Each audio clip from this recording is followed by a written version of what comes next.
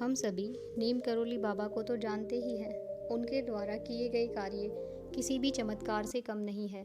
हम सभी को अपने जीवन में किसी न किसी प्रकार का संकट, दुख, तकलीफ होती रहती है। नीम करोली बाबा द्वारा बताए गए यह गुण आप में हैं तो आप बड़े से बड़े संकट को टाल सकते हैं। आइए उनके विचारों के बारे में जानते हैं।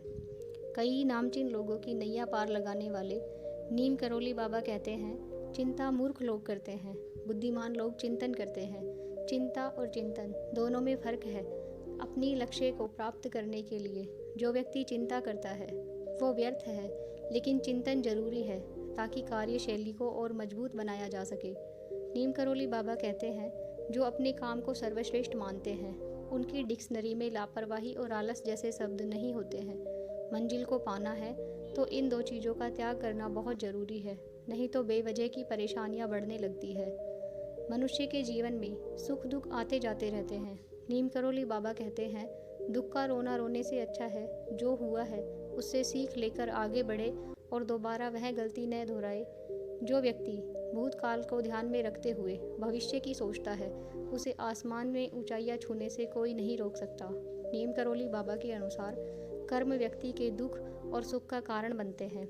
हमारे कर्म यदि बुरे हैं, दूसरों के लिए यदि हम बुरी सोच रखते हैं तो यही बातें हमारी परेशानियों को न्योता देती है। इसीलिए किसी का भला न कर पाए तो बुरा भी न करे। कर्म प्रधान बने, भाग्य खुद ब खुद आपके साथ चलेगा। धन का सही उपयोग, सुख सुविधाओं का लाभ उठाने के लिए पैसा बहुत महत्वपूर्ण है, लेकिन धन का अनावश्यक और अनैतिक खर्च व्यक्ति के भविष्य को अधर में लटका देता है। नीम करोली बाबा के अनुसार पैसा संचय के साथ उसकी उपयोगिता के बारे में पता होना भी जरूरी है, तभी व्यक्ति अर्श से फर्श पर पहुंच सकता है। यदि इन सब बातों को हम शॉर्ट में जाने तो हमें चिंता और चिंतन में से चिंतन करना चाहिए, चिंता नहीं करनी चाहिए। यदि हम अपने काम को सर्वश्रेष्ठ मानते हैं तो हम कभी भी लापरवाही और आलस नहीं करेंगे।